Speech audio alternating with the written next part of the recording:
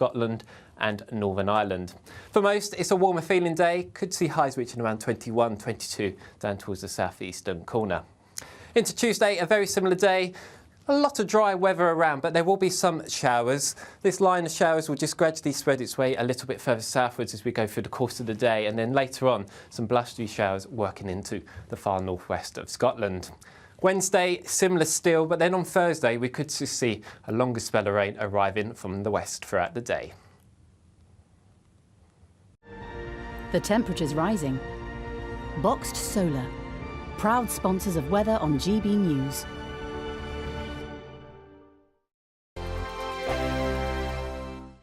What you get for breakfast is something that, if we do our jobs right, you will wake up to news that you didn't know the night before. It's a conversation. It's not just me and Eamonn. We want to get to know you, and we want you to get to know us. From 6, it's Breakfast with Eamonn and Isabel. Monday to Thursdays on GB News, Britain's news channel. Westminster is going around in ever-decreasing circles, followed by the media. Britain is broken. How on earth did we get into this mess? But more importantly, how do we get out of it? Join me at 7 p.m, Mondays to Thursdays on Farage, here on GB News. We will have open, rational debate. We've got to work out how Britain moves forward from this. Join us here on GB News, the People's Channel. Britain is watching. When the news happens, it happens here. And really important breaking news. Breaking news this morning. On TV, radio and online, the news starts here on Britain's Newsroom. All the biggest stories and the answers that you need from across the UK and beyond. Join Britain's Newsroom from 9:30 on GB News. The People's Channel, Britain's news channel. Join me, Patrick Christys, Monday to Friday, 3 till 6. We tackle the day's news agenda like you've never seen before. It's high tempo, high octane, the most controversial topics and the best guests. You will not be able to take your eyes and ears off it. I'm not afraid to ask the questions that you really want answered. 3 till 6 p.m, Monday to Friday on GB News, the People's Channel, Britain's news channel. People in Britain, they love free speech, but they also love fair play. I don't care if I'm speaking somebody from a trade union, from the Labour Party, somebody from the SNP. And I think the viewers like to see that actually we can challenge one another, but in a positive way. We think we ask the questions that people want to ask, and often we ask the questions that we wanted to ask in Parliament but never got the chance to ask. So join us every Saturday, 10 a.m. till noon on GB News, Britain's news channel. Hi, I'm Dan Wootton. You can watch me live on GB News Monday to Thursday from 9 p.m. And did you know that you can also watch and listen live on our website, gbnews.com. You'll always be up to date on the latest breaking news, as well as enjoying the best stories, opinions and shows. You can even join the debate under our live player as you're watching. So head straight to gbnews.com on TV, radio and online. GB News, Britain's news channel. It's all about family, being in people's living rooms, all the interaction and getting to know who our viewers and listeners are. When I was young, my dad used to say, Nana, stop arguing. I wanted an outlet that would enable me to give my opinion. People are going through a really hard time right now, and I know that you don't feel like you're being listened to by the establishment. I came to GB News because it's the People's Channel, and I want the audience to have their say on the events of the day. We're dynamic. We do something different. Democracy shows that the wisdom of the nation is in its people. I get to travel to find out what the story is from a personal perspective. The British people aren't fools. We know when we're not being told the full story. We've got to work out how Britain moves forward from this. It's the best country in the world. The establishment had their chance. Now we're here to represent your views. Britain's watching. Britain's watching. Britain's watching. We're proud to be GB News, the People's Channel, Britain's news channel.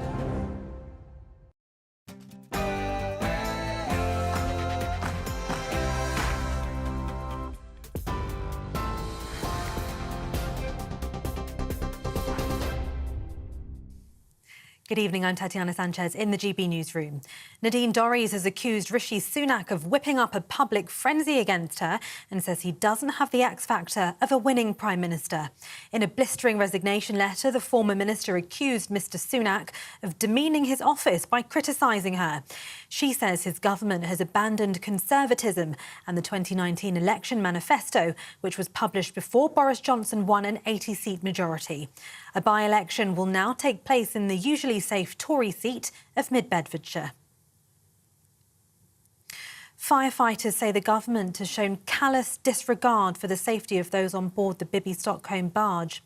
The Fire Brigades Union has sent a pre-action protocol letter to the Home Secretary, Suella Braverman, outlining its concerns over safety aboard the vessel, which is currently docked at Dorset's Portland port. The union previously branded the barge a potential death trap. It's now demanding a response to its legal letter by Thursday. Russian investigators say genetics tests confirm Yevgeny Prigozhin died in a plane crash on Wednesday. The Wagner boss was on the passenger list of a private jet that crashed north of Moscow months after a failed rebellion against Russia's military. Mikhail Kasyanov was Prime Minister of Russia from 2000 until 2004. He told GB News this morning that Prigozhin had put unforgivable pressure on Putin over his management of the war in Ukraine. A breach in the Metropolitan Police's IT system could cause incalculable damage in the wrong hands. That's according to the Police Federation. Scotland Yard says it's aware of unauthorised access to the IT system of one of its suppliers. They're now working with the company to ascertain whether data may have been breached. The company had access to names, ranks, photos, vetting levels and pay numbers, but not personal details such as addresses. And finally, monster hunters have heard 4 distinctive noises during the biggest search for the Loch Ness Monster in half a century. These are pictures coming live to us from Loch Ness, where it has been a slightly brighter day than yesterday. The research team from Edinburgh said the noises were heard using an underwater microphone. International interest in the search is high, with hunters from Australia, Canada and America also taking part. This is GB News across the UK on TV, in your car on digital radio and on your smart speaker by saying Play GB News.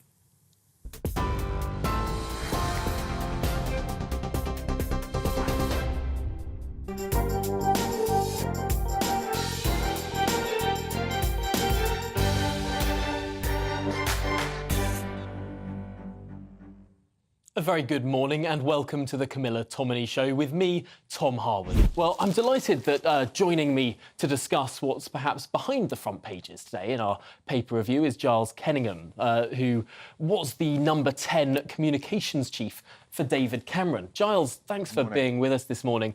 It's interesting across the papers. There have been a lot of interviews with senior political figures. Yeah, big set pieces, I suppose. People taking advantage of the fact quite a sort of quiet news cycle during the summer and trying to get their agenda out there. Obviously, I suppose the delicate truce in the Tory party has been shattered today by this bombshell interview from Nadine Dorries.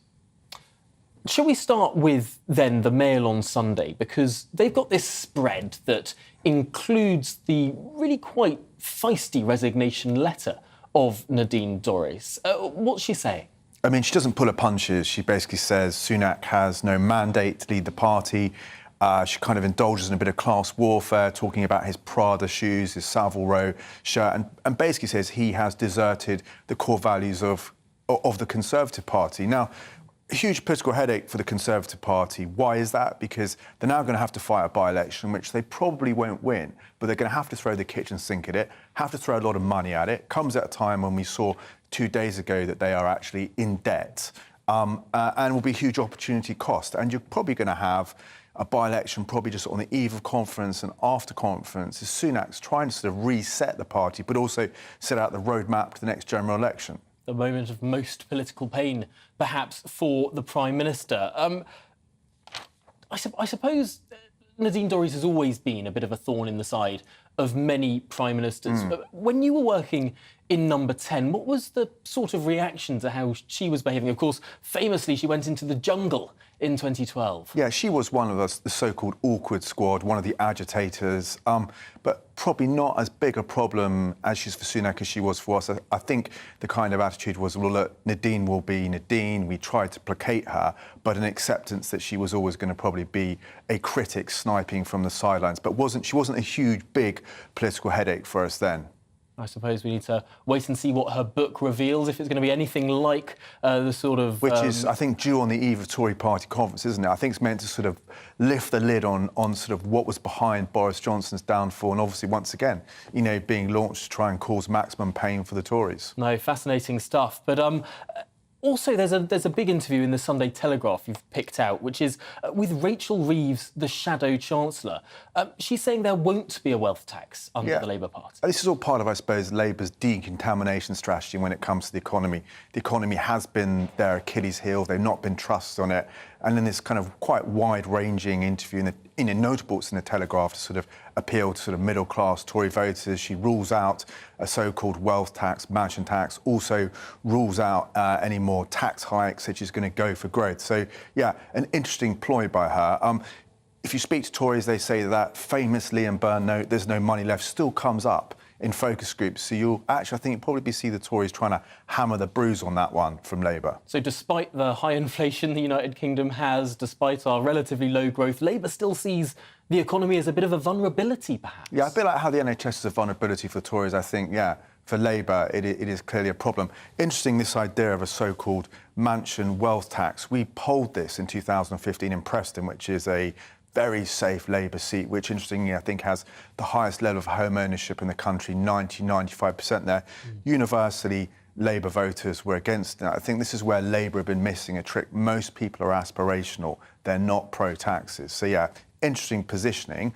I think the question for the Tories now is to force Labour into more positions in the run-up to the election. So far, I think they've managed to get away with not saying too much, just hoping the Tories screw it up. Sort of winning by default with constructive ambiguity, being all things to all people by not saying very much at all. Yeah, and I think, you know, Starmer's quite untested. I think we were just discussing before we were on air about the idea of TV debates. And ironically, I think, for once, the Tories will be quite pro-TV debates, as they're 20, 25 points behind in the polls, and probably fancy their chances against a Labour leader who so far doesn't seem to be that agile on his feet. It's interesting. Always it seems to be that the people sort of behind that have the most to gain are the ones agitating for it, and those that are in... And you've seen this week, haven't you, with the sort of Republican primary elections? You know, Trump, who's by clear the massive front-runner, he chose not to do them because he's got nothing to gain from it. No, it'll be interesting. Labour agitating so much for these debates in previous years, perhaps they'll be rowing back from it now.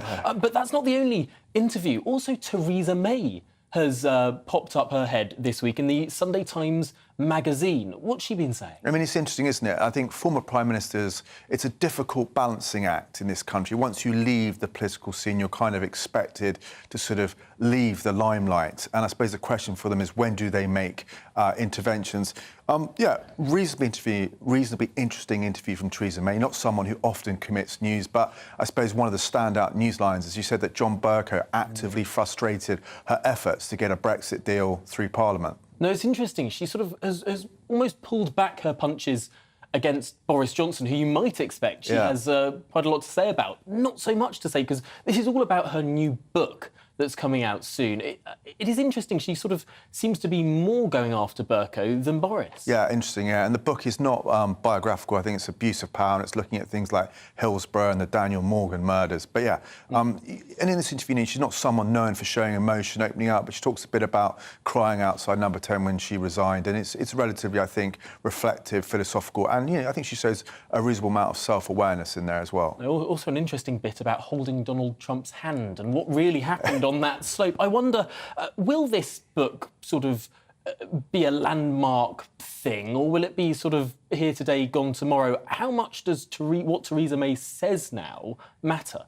I think it does matter. It doesn't feel like this book is about settling scores, but I think she does have the sort of ability to, to break this delicate truce in the party by making interventions.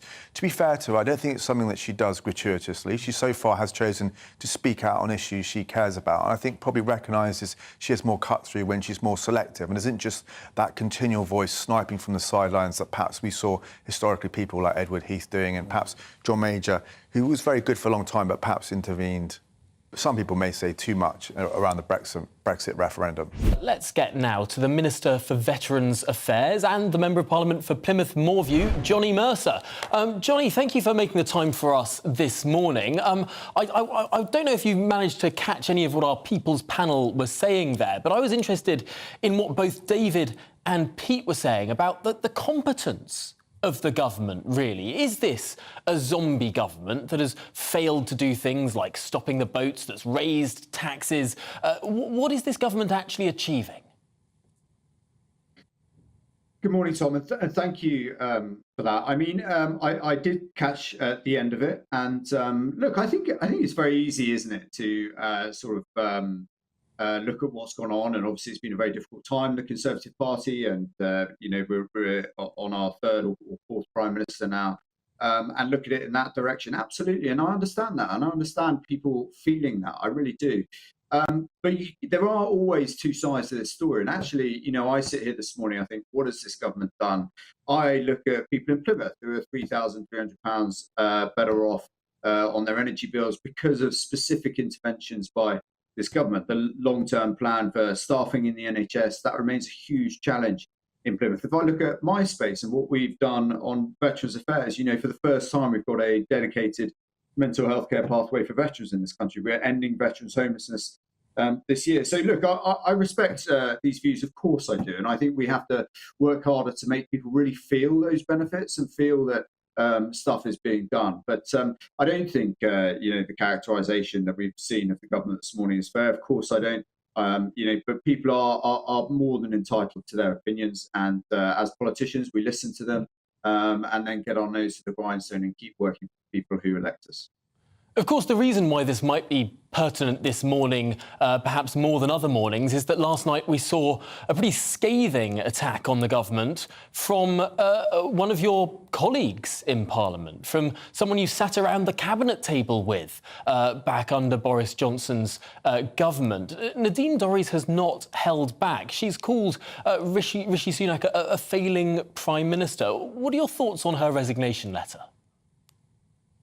Well, look, Nadine said she was going to resign. I think it's good that she has resigned now, and that the process in mid-beds can continue. Look, I'm always very sad, I think, when these things are played out in public. She's written a very personal letter to the Prime Minister, and as again is her right. I think that you take some aspects in there that I'm familiar with. Defence spending. She talks about defence spending being cut. I mean, it's just fundamentally not the case. And when I started in Parliament, £38 billion a year, it's just under £50 billion a year now. This Prime Minister, when he was Chancellor, actually signed off the biggest settlement for defence since the end of the Cold War. So, recollections may vary on some of these policies. But look, she's entitled to her view. I think we have the by-election now. We've got a good candidate in Mid-Bedfordshire, and, we look forward to the by-election. I suppose what she's saying might strike a tone with some people. The size of the army is smaller than it has been in a very, very long time, perhaps in centuries. Does Nadine Dorries not have a point that certainly in a lot of these areas it feels like there's been regression? So I think when it comes to numbers in the army, and in the military, it's all about lethality, isn't it, in the military? The military's there to do a very clear job. And the truth is now that we have more capability, more ability to project force at reach further around the globe with better technology and better equipment than we've ever had before. And, I've been very clear and straight down the line, whether I'm in government or out of government, on where we are on issues. And that is the fact of the matter. You cannot judge the UK military simply on numbers. And, to say we've reduced spending is simply not the case. And, we have to keep pace with the changing nature of warfare and actually meet those threats. But Nadine is entitled to her view. I think it's very sad when these things play out in public. She's written a very personal letter to the Prime Minister that I didn't really get all the way through because it went on for quite a while. But I think we just, it is what it is. I think we need to move forward. We need to get a new candidate into Mid-Bedfordshire, and I think we can run a good campaign, and things are slowly beginning to turn around. Just lastly and very briefly on this area, will Parliament be poorer for not having Nadine Dorries there? Will you miss her presence there personally?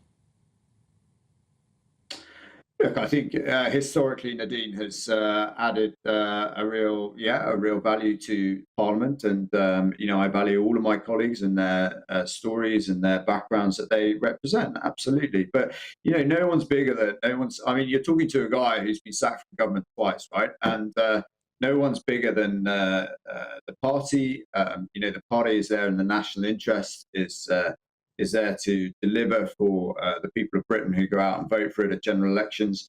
And of course, from time to time, everybody will feel unhappy with what has happened now. I think it's regrettable that Nadine's gone down the sort of personal route, which is, but that is her right. She's been a Conservative MP for some time. She's resigned now. She said she would resign. We're going to have a by-election in Mid-Bedfordshire. I think everyone's kind of tired of raking over the coals of that Boris Johnson premiership. I think it was an extremely difficult time for many of us. And we just need to get on with the pitch as it currently is now and deliver for people in the UK who expect us to show that delivery by the time of the next election.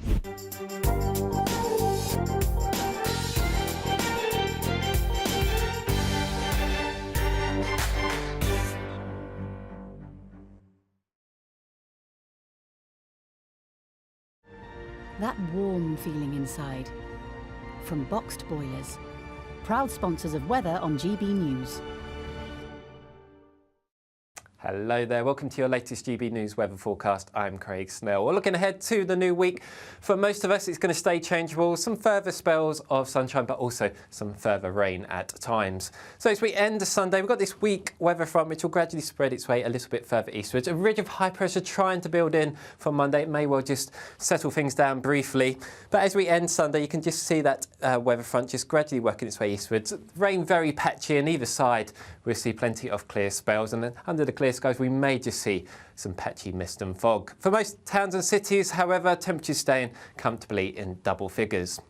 So as we start Monday, a bank holiday for most of us. A bright start for a lot of us, actually. It's still this area of cloud across central areas, and that will just spread its way a little bit further eastwards. And as we go into the afternoon, actually, many parts seeing some cloud around, and that cloud will be thick enough in places to produce some showers, mainly focused across western Scotland and Northern Ireland.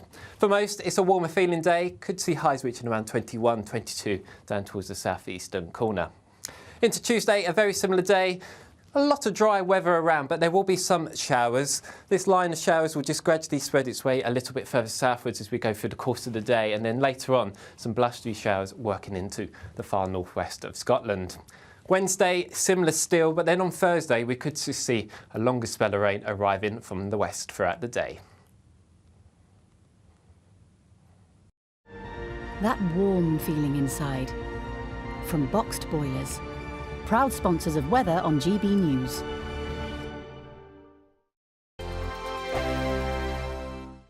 What you get for breakfast is something that, if we do our jobs right, you will wake up to news that you didn't know the night before. It's a conversation. It's not just me and Eamonn. We want to get to know you, and we want you to get to know us.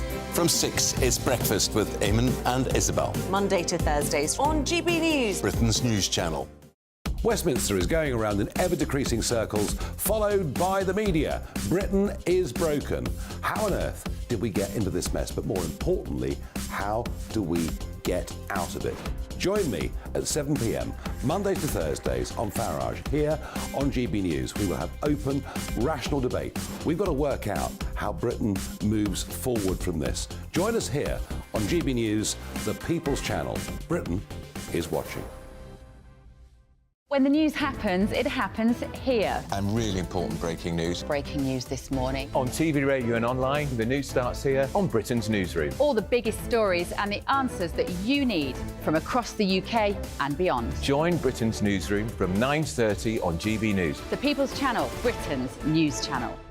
Join me, Patrick Christys, Monday to Friday, 3 till 6. We tackle the day's news agenda like you've never seen before. It's high tempo, high octane, the most controversial topics and the best guests. You will not be able to take your eyes and ears off it. I'm not afraid to ask the questions that you really want answered. 3 till 6 p.m, Monday to Friday on GB News, the People's Channel, Britain's news channel. People in Britain, they love free speech, but they also love fair play. I don't care if I'm speaking somebody from a trade union, from the Labour Party, somebody from the SNP. And I think the viewers like to see that actually we can challenge one another, but in a positive way. We think we ask the questions that people want to ask, and often we ask the questions that we wanted to ask in Parliament but never got the chance to ask. So join us every Saturday, 10 a.m. till noon on GB News, Britain's news channel. It's all about family, being in people's living rooms, all the interaction and getting to know who our viewers and listeners are. When I was young, my dad used to say, "Nana, stop arguing." I wanted an outlet that would enable me to give my opinion. People are going through a really hard time right now, and I know that you don't feel like you're being listened to by the establishment. I came to GB News because it's the people's channel and I want the audience to have their say on the events of the day. We're dynamic. We do something different. Democracy shows that the wisdom of the nation is in its people. I get to travel to find out what the story is from a personal perspective. The British people aren't fools. We know when we're not being told the full story.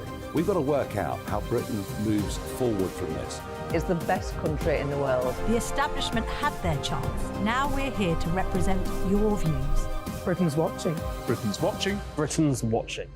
We're proud to be GB News, The People's Channel. Britain's news channel.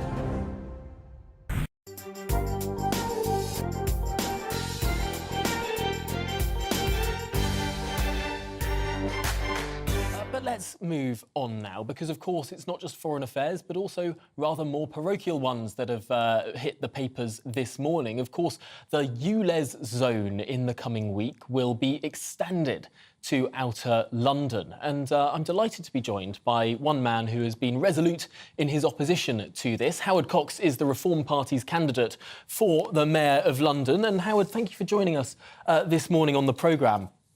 First of all, whilst viewers of GB News and quite a few people across the country will know who you are, know the campaigns that you have run, to people who don't know you, who are you and why are you running to be Mayor of London? It's a very good question, Tom, and sometimes I don't know can't answer that. On a serious note, though, what's happened is that I've got 1.7 million supporters in a campaign called Fair Fuel UK, which you're fully aware of, and we managed to get fuel duty frozen for 13 years. In fact, it actually went down 6p in that time, so I'm quite proud of that. Otherwise, drivers will be paying something like 80 pence more at the pumps for diesel and petrol. So I feel as though I've actually been quite successful. And I've worked very closely with MPs right across, including people like Robert Halfon MP, who was Mr Fair Fuel UK in Parliament.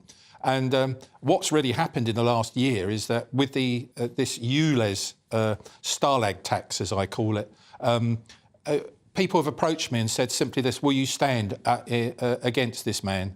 And I said no 2 or 3 times, but I was approached by Richard Tice of the Reform Party, and he convinced me. And I have to say to you, for 50 years of my life, I'm 68 years of age, 50 years I voted Tory, but I'm afraid I'm not voting Tory this time because they've moved away and they've allowed drivers to be... There's so many anti-driver policies led by Sadiq Khan in London, absolutely demonstratively unfairly. What's the difference between you and the Conservative candidate in this mayoral election, Susan Hall? She's been on this programme, she's been under the same sort of scrutiny that you are now. Why should someone vote for you rather than her if they're anti-ULEZ? Doesn't that split the vote?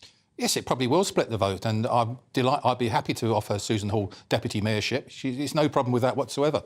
But seriously, the important thing is that I will be getting rid of all ULEZ, not just the extension, the ULEZ that goes to the North and South Circular, and the central ULEZ. If it's done its job, we don't need it anymore. London emissions have rocketed downwards. And we've got to recognise that there's no point in hitting people more in the pocket. And that's what this government is doing, and also what Sadiq Khan's doing. And Susan Hall's only going to be stopping. In fact, as we stand today, before ULEZ extension coming out on Tuesday, Susan is going to leave things alone. I'm going to get rid of low traffic networks, 20-mile-an-hour zones, all those sorts of things. I'm sorry to say, cyclists are listening to this, I'm going to get rid of some of the excessively huge cycle lanes too. You're going to get rid of some cycle lanes? Are you going to not build any new cycle lanes? Is this going to become a car-centric city? It's going to get... What we need to do is to get this city... as we say motoring, but moving again. One of the problems we have, we've got huge congestion. Cycling is, I want to encourage. I've got no problem with that about that, but I think it's gone over the top. There's too much pushing towards cycling and away from the motorists, and particularly the commercial aspect of the driving. You know, white van man, you know, we've got the sole traders. They're being hit hardest in this situation. And HGV drivers, they are being penalised. And what we need to do is have some way of incentivising clean fuel technology so that everyone will benefit.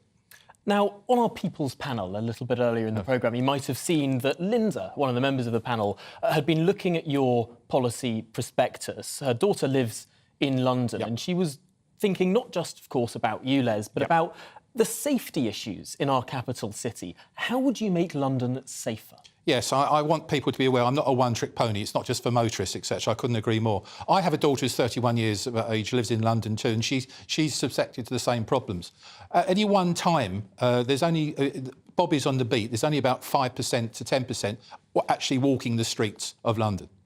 That's 90% that aren't. And yet we've got bobbies, that many amount of bobbies. Now, I'm going to triple the number of bobbies, which essentially moves... How would you fund that? Well, that's a good question. And but one of the things is, obviously, I've got to look at what the black hole deficit I'm going to inherit from... It's huge. He's got a £20 billion budget. But every single policeman I talk to is saying to you, you've only got to get us away from behind the desk and we'll come out. It's not going to be a huge expenditure. But one of the bigger initiatives that I'm suggesting is that we need to help with the safety aspects of this, is to create public police access points in 24-hour outlets like supermarkets or McDonald's and places like that, which will be booths where policemen are manned, and hopefully I can convince Tesco's and people like that to actually fund it, because it's good for them, because it's going to stop shoplifting. But be places for people to go to feel safer and hopefully deter crooks. But the other thing, which is very interesting indeed, 5G broadband is very bad in Greater London. So we need to get that really up and running, really much more effective, because then someone pressing their phone can get to the police and get to help quickly as well. It's those sorts of things I'm looking at. Some people listening might think you're a very effective campaigner against higher taxation. You've campaigned very successfully about keeping fuel duty down. And here, ULEZ, many people would describe it as a sort of stealth tax, or perhaps less stealthy of a tax, a revenue-raising mechanism anyway.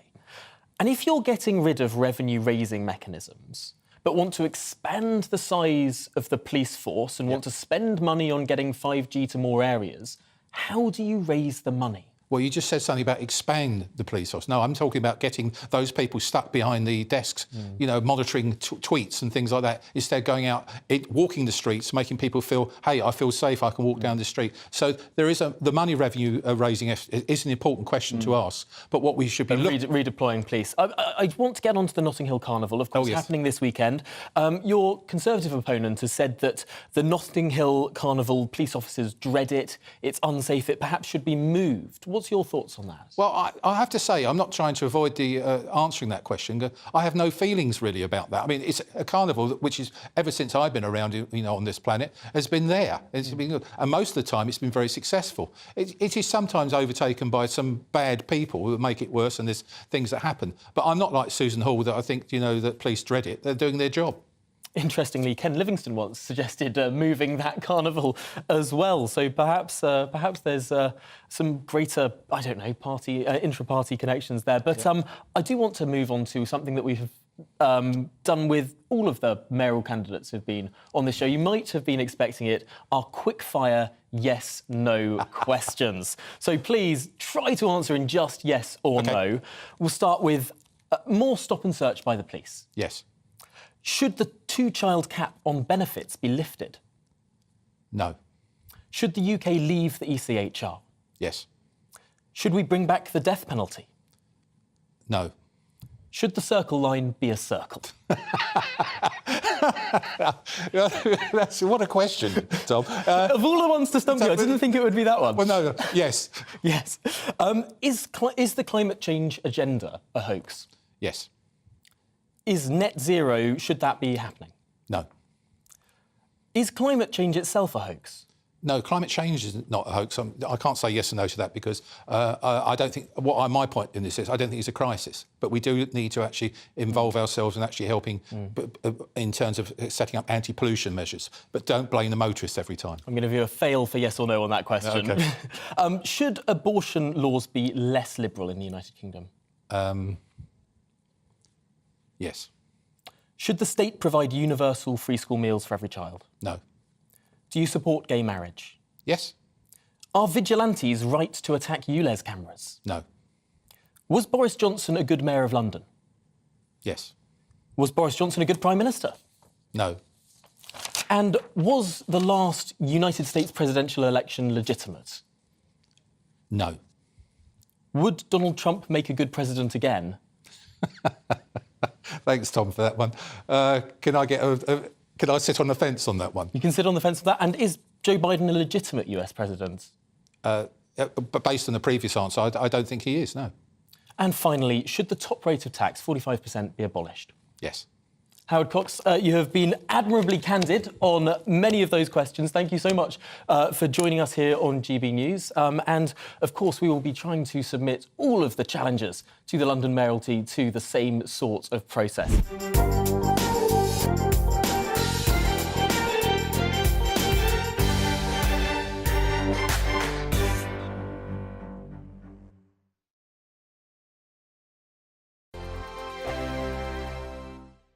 The Live Desk with me, Mark Longhurst. And me, Pip Thompson. It's here Monday to Friday on GB News. From midday, we'll bring you the news as it breaks, whenever it's happening and wherever it's happening, from across the UK and around the world. Refreshing, feisty, but with a bit of fun too. If it matters to you, we'll have it covered on TV, radio and online. Join the Live Desk on GB News, the People's Channel, Britain's news channel. So Jubes and Kerr, we tackle the issues of the day with real, robust debate. Both sides of the fence, battling it out with me in the middle with my forthright opinions and views. And often really interesting things happen because you start with a position and then by the end of the debate you find actually, I might not have thought about that one. What we need in this country is 2 new political parties. You should maybe think about doing a 2024 calendar. I'm Michelle Dewberry and I'm keeping you company right through until 7 o'clock this evening. GB News, the People's Channel, Britain's watching. Monday to Thursday, 9 p.m. till 11 p.m. Join me, Dan Wootton. I'll bring you the sharpest takes and hottest debates. Do you not believe in prisons? I don't believe in prisons. I'm completely stunned. I guarantee you there'll be no spin, no bias, no censorship. I actually was personally quite offended by it. And no reason to go to bed. So I guess they've always been quite woke. That's Dan Wootton tonight on TV, radio and online. Monday to Thursday from 9 p.m. till 11 p.m. on GB News. The People's Channel, Britain's news channel. In a world of dull and predictable radio and TV shows. Oh, hi. On Mark Dolan tonight, we've got big guests. We drill into the big stories of the day. The show adds up to a brilliant listening and viewing experience. Mark Dolan Tonight is the most entertaining current affairs show ever, and that's a fact. That's Mark Dolan Tonight, Friday, Saturday and Sunday from 9. Only on GB News, Britain's news channel. Like all families, we have arguments every now and then, but actually we agree on what the mission of GB News is, and that's the most fundamentally important thing. GB News provides the kind of platform that lets all voices be heard. We don't hold back. We're free to say what we really think. Just because some people who live in a tiny little Westminster bubble think that their particular story is important, that's not the most important story for me. And often they will be difficult stories, stories that you won't find on the establishment media. Because what people think in the north of England may be very different to what they're thinking in the home counties. We're going to carry on telling the world what life is really like for households up and down the UK. We love to be in your car, in your kitchen as you're having your breakfast. Whatever you're doing, you are part of the show. If it matters to you, it matters to us. Britain's watching. Britain's watching. Britain's watching. We're proud to be GB News, the People's Channel, Britain's news channel.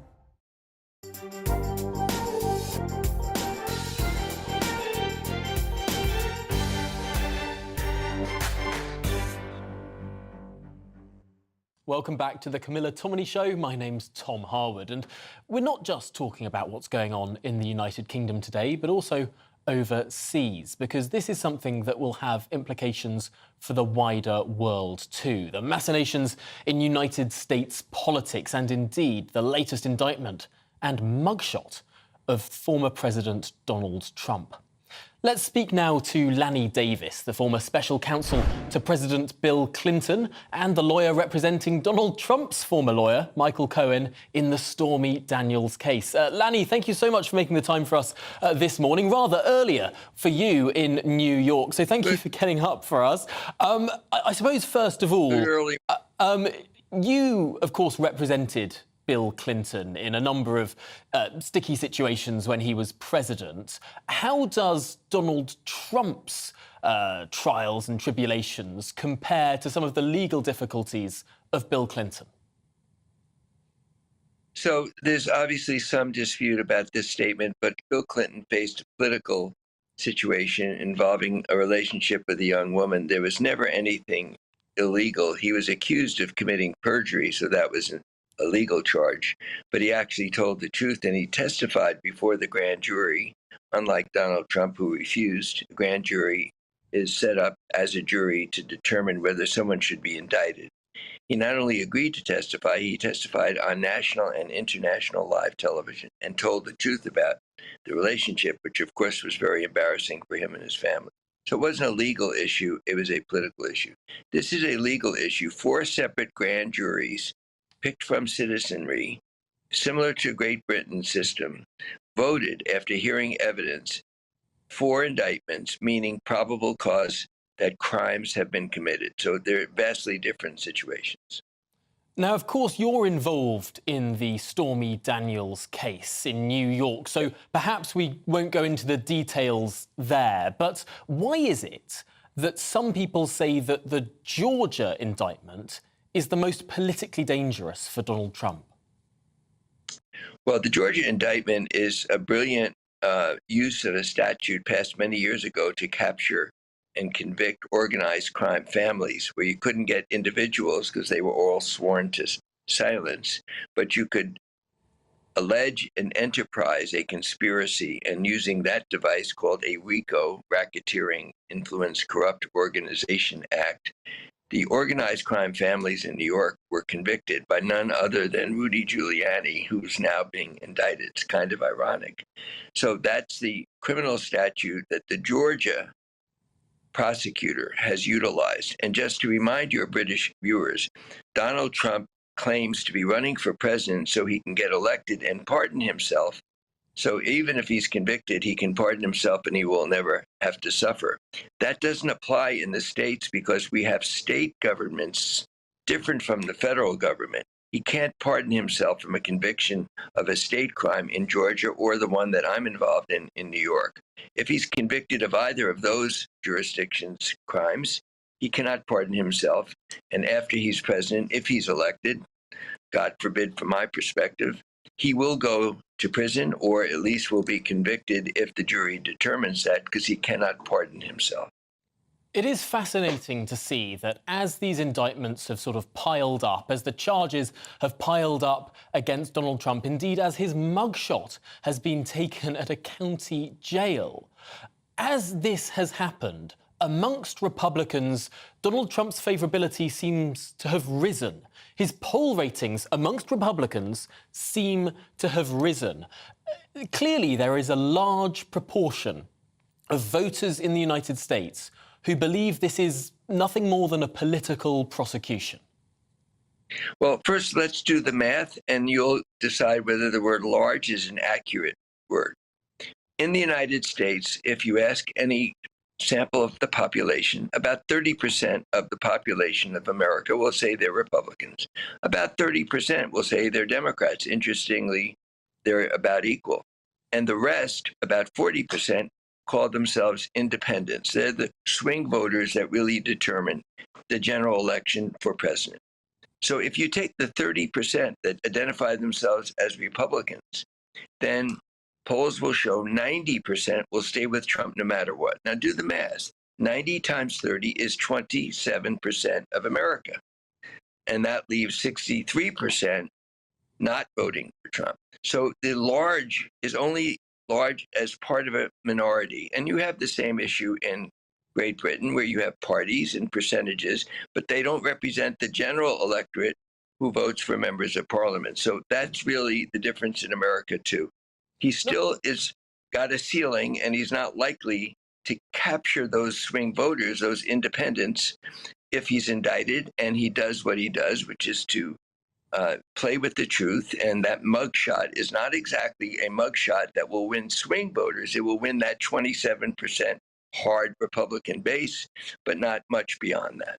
But why is it that that's 27%, that those who identify with the Republican Party, who have registered as Republicans, why is it that they are so convinced that this is a political persecution, that these are political decisions, that perhaps particularly, most notably in New York, this is dredging stuff up from the past to go after a political opponent in their view? So forgive my disclosed bias. I'm the lawyer for Michael Cohen, who worked for Donald Trump for 10 years. He went to prison pleading to what you just, and I'm not criticizing you, you're reflecting American journalism, described as a political prosecution involving a porn star. So it's about sex and it's really not serious. Let's remember that the federal prosecutors working for Donald Trump in New York, federal prosecutors of the federal government, the Federal Justice Department under Donald Trump, prosecuted Michael Cohen for exactly the same crime of paying someone to stay silent so the American people didn't know about the affair. They called that crime a serious danger to democracy, and they sent Mr. Cohen to prison. Now, Trump didn't say that was a political prosecution. Cohen was targeted, the only person prosecuted in this whole organization, and the federal prosecutors working for Donald Trump. This is a fact in writing, in public, said Donald Trump directed Michael Cohen to do that crime. So how can it be political for Donald Trump when he directs Michael Cohen and he goes to prison for the crime, where it's not political if you say, Mr. Trump, you directed somebody to do a crime before you were president, we're going to prosecute you. I suppose some might say that by extension, going after Michael Cohen was also a political move. But of course, this is all. He pled guilty. Excuse me for interrupting, but he wouldn't. Even Michael Cohen wouldn't agree with you. He pled guilty because it was a crime. It wasn't political. He paid money to keep somebody quiet to influence an election. There is a statute in America that says if you do that, if you pay someone to stay silent to influence an election, that's a crime. Michael Cohen pled guilty. There's nothing political about it. He violated the law and he pled guilty. The really ironic question is that if Donald Trump, according to his own prosecutors, let me repeat, these are prosecutors working for Trump during the Trump administration, indicted and forced Michael Cohen to plead guilty. If he was directed to do that crime by Mr. Trump, there's nothing political about Mr. Trump being held accountable. That's what the New York case is about. No, it's a fascinating situation where you have almost two different parallel narratives living in the United States. Do you think that Donald Trump could actually end up behind bars, could actually be in a prison at the end of this process? So let me just answer. I know we're running out of time. First of all, thank you for inviting me. I'm an Anglophile. I wrote my thesis about Winston Churchill being right on Gallipoli. Those of you who are historians will know that most people disagree with that view, but I'm a great fan of the UK, and I say hello to all my friends. So first of all, I am not in favor of a former president being put behind bars. I am strongly critical of Donald Trump. But I believe it's very important in Great Britain, and our system is modeled and derived from common law in the UK. Every person should be held to the same standard, whether you're, as we say over here, no man is above the law, but we mean no person because no woman is above the law. So the principle that he should be held accountable for violating the same crime that Michael Cohen committed, when he deletes tape of national security information, our nuclear program he had and took with him, and he didn't hold it in security, and then he deleted the tapes showing that, that's a crime. At least he needs to be tried and held to the same standard. So the principle is no man is above the law, no woman is above the law, but I'm not in favor of putting him in jail. I'm in favor of the principle that we're all the same, whether you're a former president or a citizen. That's a fascinating distinction. Not to go in prison, presumably some form of house arrest you'd favour there. But a really interesting point to raise there. Someone so implacably opposed to Trump, not thinking he should actually end up behind bars. Thank you for sharing your thoughts. And I hope that, well, at least I've done my best to put across challenging points that the Republicans in the United States are saying.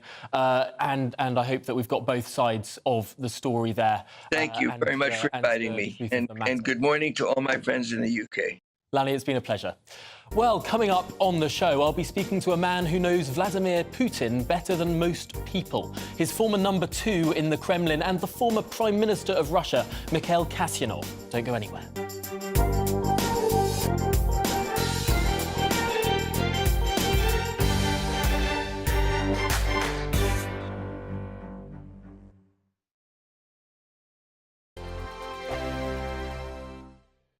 Monday to Thursday nights on GB News. At 6, it's Dubes & Co. 7 o'clock, Farage. At 8, join Jacob Rees-Mogg. And at 9, Dan Wootton Tonight, followed by Headliners. On TV, radio and online.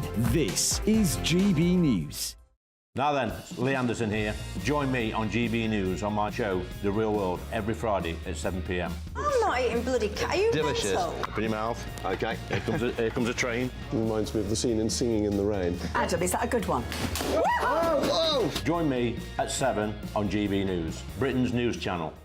Join me, Camilla Tominey, on Sunday mornings from 9:30, taking the politicians to task and breaking out of SW1 to see how their decisions are affecting you across the UK. Bursting the Westminster bubble every Sunday morning, only on GB News, the People's Channel. Britain's watching. Join us every night on GB News at 11 p.m. for Headliners, which is 3 top comedians going through the next day's news stories, which is exactly what you need, because when the establishment has gone crazy, you need some craziness to make sense of it. So join us 11 p.m. every night on GB News, the People's Channel, Britain's news channel. I'm Andrew Doyle. Join me at 7 o'clock every Sunday night for Free Speech Nation, the show where I tackle the week's biggest stories in politics and current affairs with the help of my 2 comedian panellists and a variety of special guests. Free Speech Nation, Sunday nights from 7 on GB News, the People's Channel, Britain's news channel. Every Sunday from 11, join Michael Portillo. There'll be topical discussion, looking at the week before and the week to come. So kick back and relax at 11 a.m. on Sundays on GB News with me, Michael Portillo. GB News, the People's Channel, Britain's news channel. I joined GB News because I was sick and tired of not hearing my views being represented, not just mine, but so many people that I knew and spoke to. I just couldn't get my voice out there. I couldn't say anything. I couldn't do anything. Whatever the narrative was, I kind of had to follow it. GB News is there to provide a voice for those who have been ignored by the establishment media. We think different things, we've got a different style. GB News is here to be optimistic and positive about the future. It's real kind of dynamic and flowing, with the audience very much at the heart of it, like a big family. Here at GB News, we talk about the things that matter to you. Hearing the voices from right across our towns and cities, especially our towns. All sides of the argument represented with a heavy dose of opinion. We're on a mission here to make a difference. And the GB News family really is here for you, and whatever time of day you can watch or listen. Britain's watching. Britain's watching. We're proud to be GB News, the People's Channel, Britain's news channel.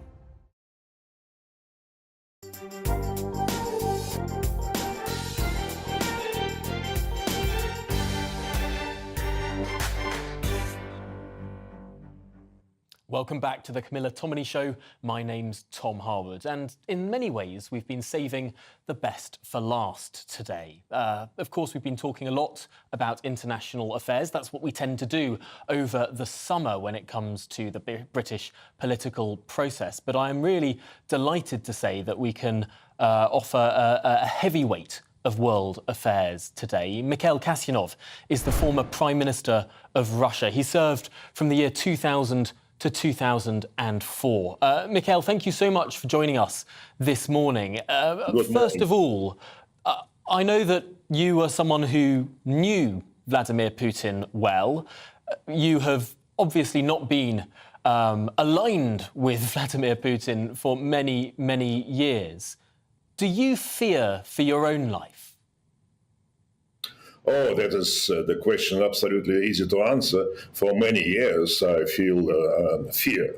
And just last year, when Putin started this criminal war against Ukraine, my criticism appeared to be as a criminal case. And that's why I had to escape, as many my collaborators and as many other Russians who are not supporting Mr. Putin, who condemned just this Putin's so-called special operation, but it's full-scale war against sovereign country. Of course, we all have this fear. When was the last time you stepped foot in Russia?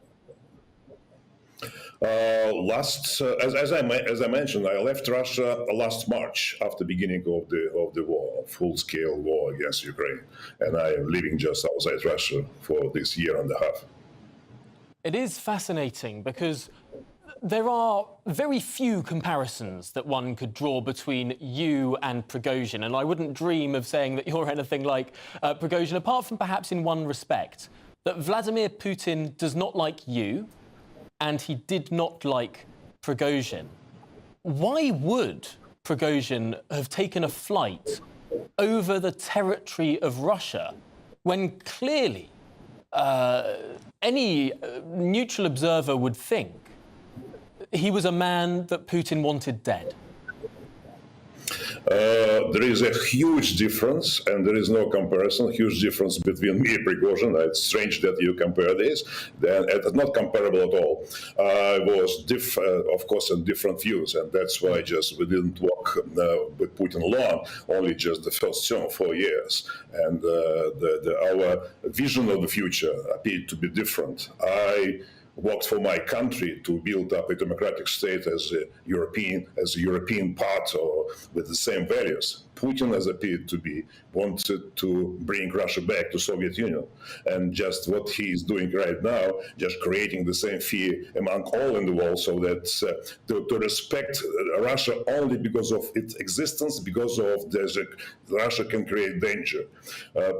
Prigozhin is close confidant of Mr. Putin forever. And his mutiny was not against Putin, not to change Putin. It was against, he wanted to press Putin so that Putin press officials to provide Prigozhin with money, with arms, and just with the legal status. Till now, Wagner Group is not legal in Russia. In Russia, there is no piece of legislation which could legalize such organizations like Wagner Group. That's why Prigozhin always was a criminal and continued to be a criminal till the end.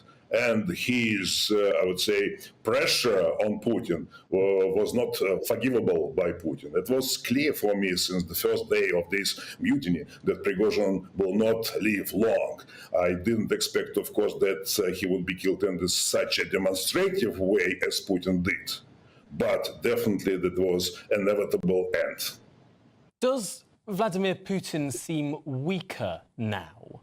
And if that is the case, is it more likely that Russia will go down a more authoritarian path?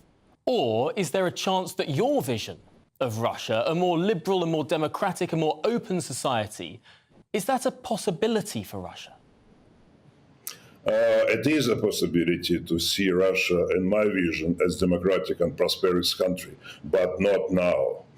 Coming back to your first part of your question, after this Prigozhin's mutiny, Putin is weaker, and he looks, and he's being seen as weaker.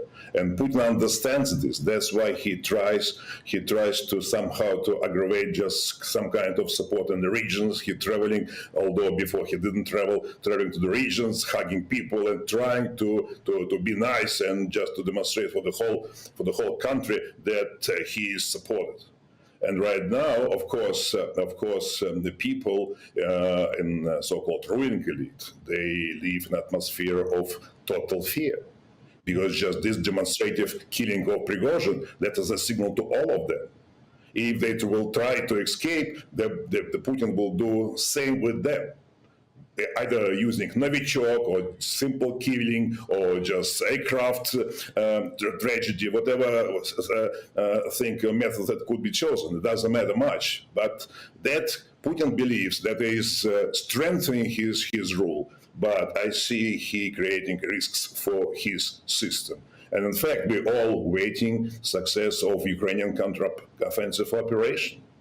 Although right now there is no, I would say, the great success, but sooner or later that will happen. And sooner or later, Ukrainian army would achieve the decisive advantage on the battlefield. And in this case, Putin will be weaker much quicker and deeper.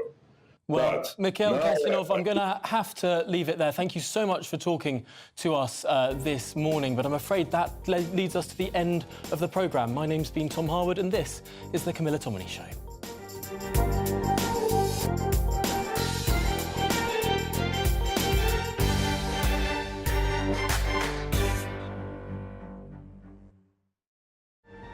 The temperature's rising. Boxed Solar, proud sponsors of weather on GB News. Hello there, welcome to your latest GB News weather forecast. I'm Craig Snell. We're looking ahead to the new week. For most of us, it's going to stay changeable. Some further spells of sunshine, but also some further rain at times. So as we end Sunday, we've got this weak weather front, which will gradually spread its way a little bit further eastwards.